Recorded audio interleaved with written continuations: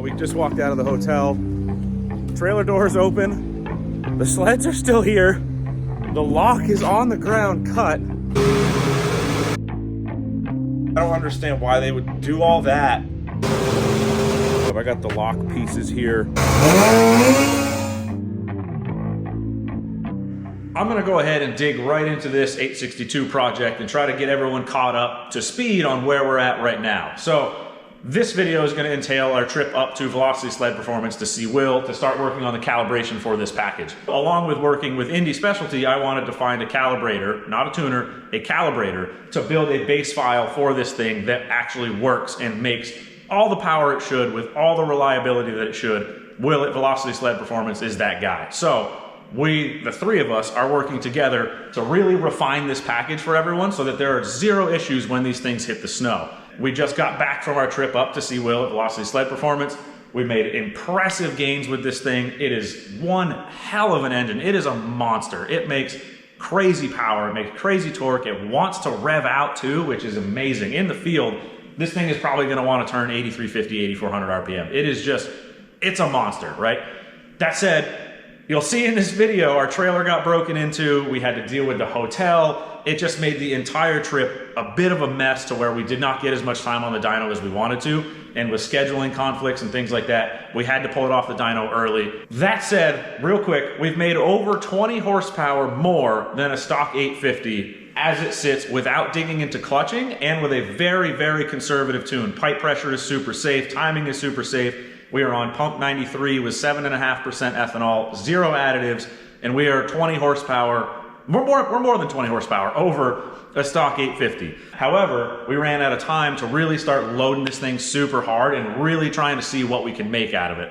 Where we sit right now is like a very, very safe, conservative, throw it in, go run it, absolutely zero worries. We think we can make more power in this exact same fashion, but we ran out of time.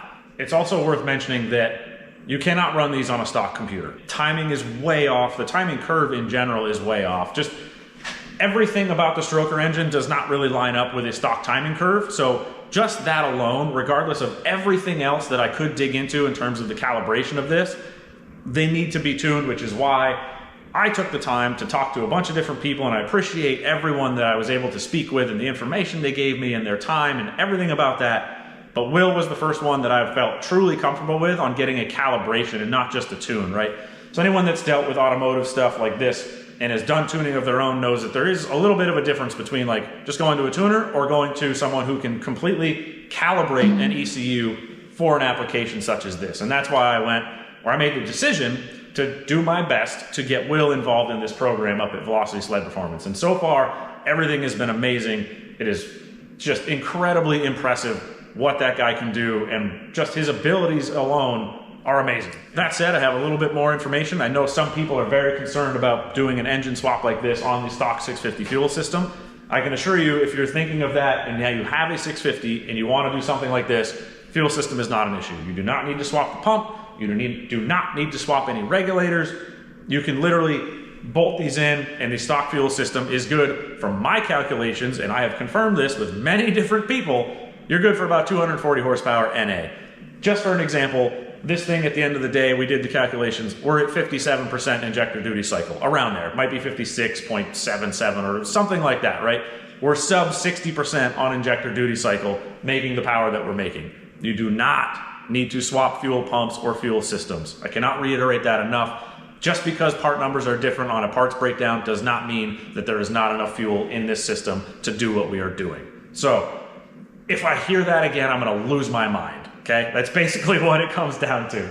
On our way up, I was doing a great job of filming and getting that stuff going, and then the theft happened, and that kind of just threw a big curveball into everything. So there's not a ton of dyno footage. There's enough here to where it should scratch the itch of hearing this thing spinning up on the dyno.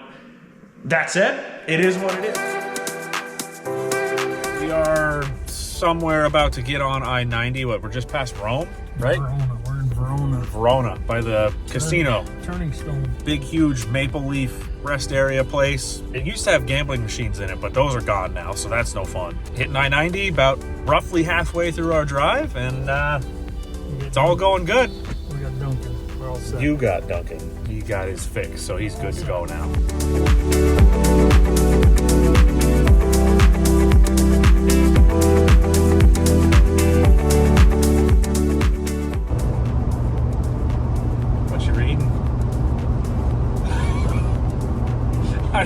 hell that is. Will's dyno stuff. Velocity sled performance. Oh, you on his Facebook page? Yeah, I'm checking them out before we get there.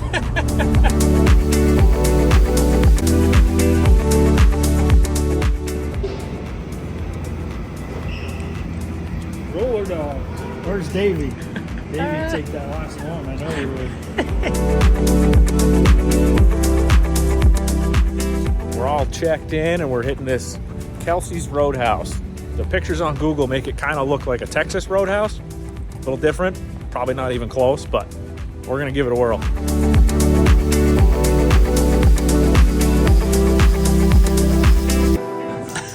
Make my room. See you later. All right, this is terrifying. We just walked out of the hotel. Trailer doors open. The sleds are still here. The lock is on the ground cut. And they took the shit out of the cabinet, which was like one link bag and a helmet. But the sleds are here, the keys are here. What the actual, how? Like, I'm not, there's our cut lock. That is insane. How? They literally took a helmet and goggles and a link bag and left the belt. What the fuck? Tech vest is there. Yeah, and they left the brand new tech vest. I know that this isn't the best, like, theft-proof lock, but holy shit, crazy. I'm more nervous and confused that the sleds are still in here than I am about the lock being cut. Like, I don't understand why they would do all that.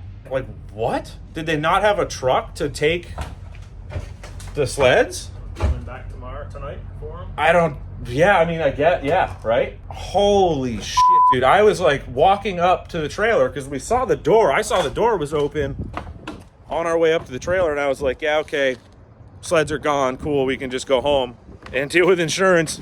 But no, they're still in here, and now I'm really freaked out and nervous. So, cool. I'll go tell front desk that someone broke into our trailer. And I thought that they're going to do anything about it, but like they need to know that people are stealing shit from their parking lot. There is the sign, obviously, that says, you know, users assume all risk of parking here. But if you're going to try to come to Ontario, Brantford area, the Home 2 Suites is not safe. We thought 2 hotels right here would be pretty safe. We're not really outside of the guest parking area. We're still in the hotel zone.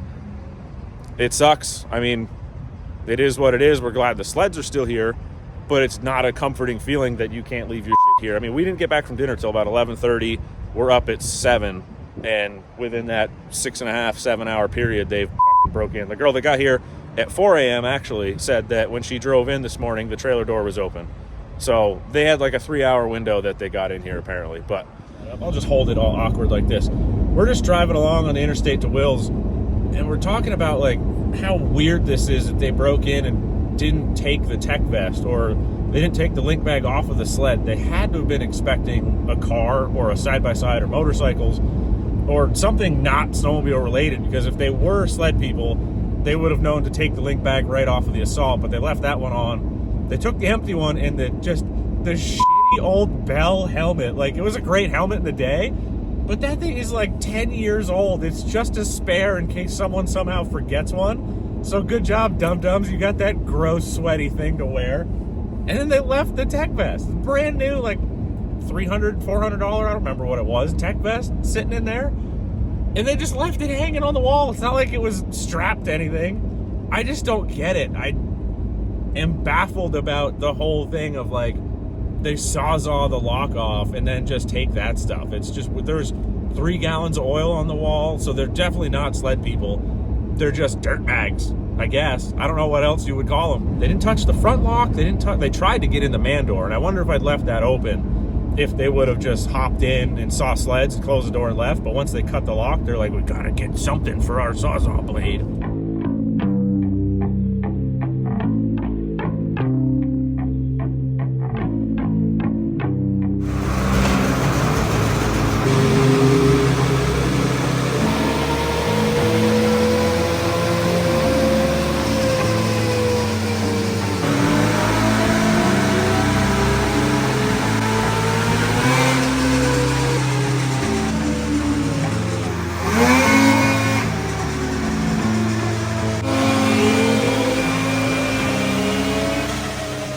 break outside the little dyno room here. Everything's going good. Got some pups. We got some pups. What you guys doing? Making gains, plugging along.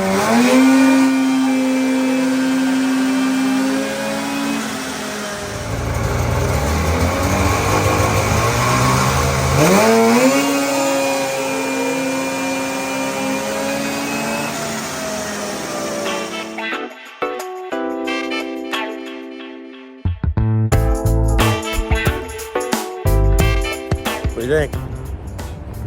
Nice day. Truck's still here. Was it Saturday? Sunday? Saturday. Truck's still here this time.